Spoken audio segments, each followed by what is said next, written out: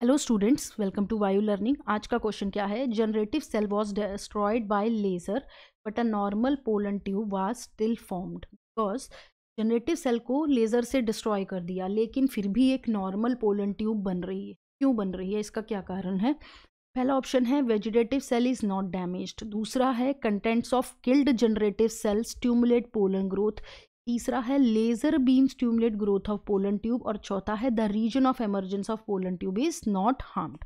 अब देखो यहाँ पर हमें क्या ध्यान होना चाहिए, पोलन ग्रेन का स्ट्रक्चर। तो पोलन ग्रेन के स्ट्रक्चर में यहाँ पर दो सेल प्रेजेंट थे। एक जो बड़ा लार्ज सेल प्रेजेंट था, इसको क्या बोलते हैं हम? वेजिटेटिव सेल और ट्यूब सेल। ठीक है, इसके ही अंदर एक स्मॉल सेल प्रेजेंट था जिसको हम क्या बोल रहे थे? Generative cell. ठीक है, जनरेटिव सेल क्या करता है? दो मेल गैमेट्स देता है, यानी हमें दो स्पर्म सेल्स जो है वो का फॉर्मेशन करवाता है। ठीक है, दो स्पर्म सेल्स जो है वो इसमें बनते हैं।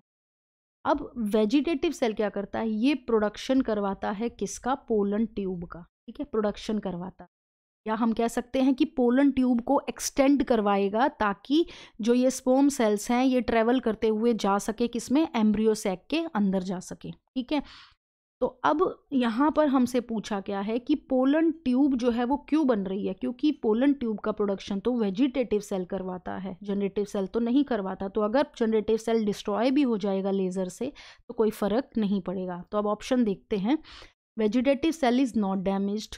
ठीक है, यही जो है ये राइट ऑप्शन है क्योंकि वेजिटेटिव सेल डैमेज नहीं हुआ। अब वेजिटेटिव सेल नहीं डैमेज होगा तो नॉर्मल पोलन ट्यूब बन जाएगी।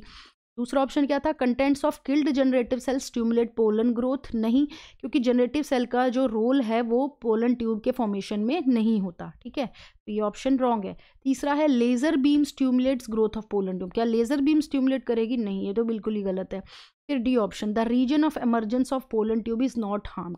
जहाँ से पोलन ट्यूब बन रही है वो रीजन हार्म नहीं हुआ है। लेकिन यहाँ पर हमें जो फर्स्ट ऑप्शन दिया है वो बहुत ज़्यादा एक्यूरेट है। ठीक है, ये बात कि हो सकता है कि भाई जहाँ से पोलन ट्यूब निकल रही है वो रीजन हार्म नहीं हुआ हो, लेकिन जब हमें ऑप्शन में दिया है कि वेजिटेटिव सेल डैमेज नहीं हो रहा तो ये ज़्यादा बेस्ट ऑप्शन है। ठीक है, तो डी ऑप्शन भी रॉन्ग होगा।